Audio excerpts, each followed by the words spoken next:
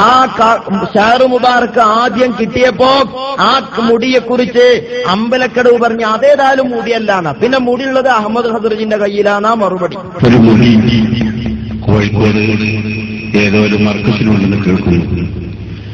അതിനെപ്പറ്റി ഈ സമൂഹത്തിൽ ഈ സമുദായത്തിലുണ്ടാവുന്ന ആശയക്കുഴപ്പങ്ങൾ അകറ്റുവാൻ വേണ്ടി ചോദിക്കുകയാണ്. അതിനെപ്പറ്റി എന്റെ പ്രിയപ്പെട്ട ഉസ്താദുമാരുടെ അഭിപ്രായം. ആദരവുൽ ഖൽഖ് നബി മുഹമ്മദ് മുസ്തഫ സ്വല്ലല്ലാഹു അലൈഹി വസല്ലം തങ്ങൾ അവരുടെ വിശുദ്ധ മുടി കാരന്തൂർ മർക്കസിൽ സൂക്ഷിച്ചിട്ടുണ്ട് എന്ന വാർത്തയെക്കുറിച്ച് ഒരു നിജസ്ഥിതി അറിയാനാണ് ഇവിടെ ചോദ്യം ഉന്നയിച്ചത്. അതന്നെ പൊട്ടത്തരല്ലേ? കാരന്തൂർ മർക്കസിലെ മുടിയെക്കുറിച്ച് അമ്പലക്കടവിനോട് ചോദിച്ചിട്ട് എന്താ ചങ്ങായിമാരെ കാര്യം? അത് എ പി ഉസ്താദിനോട് ചോദിക്കണ്ടേ? നിങ്ങൾ കണ്ണുകുറുമ്പാടിന് ചോട്ടിലൂതാ നടന്നിട്ട് കാര്യമുണ്ടോ? പ്രാഥമികമായി പ്രഥമ ദൃഷ്ട്യാ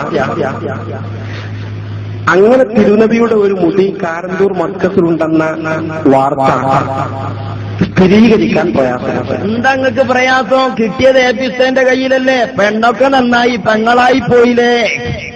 മുടി ഉണ്ടായിരിക്കാം.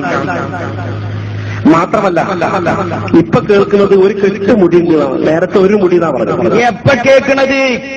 ബഹാവുദ്ദീൻ മൗലവി, താങ്കൾ മറുപടി പറയണം. കുട്ടികളെ വിട്ടിട്ട് കുരങ്ങ് കളിപ്പിക്കരുത്. തന്റെ എണ്ണമുണ്ടോ നിങ്ങൾക്ക്?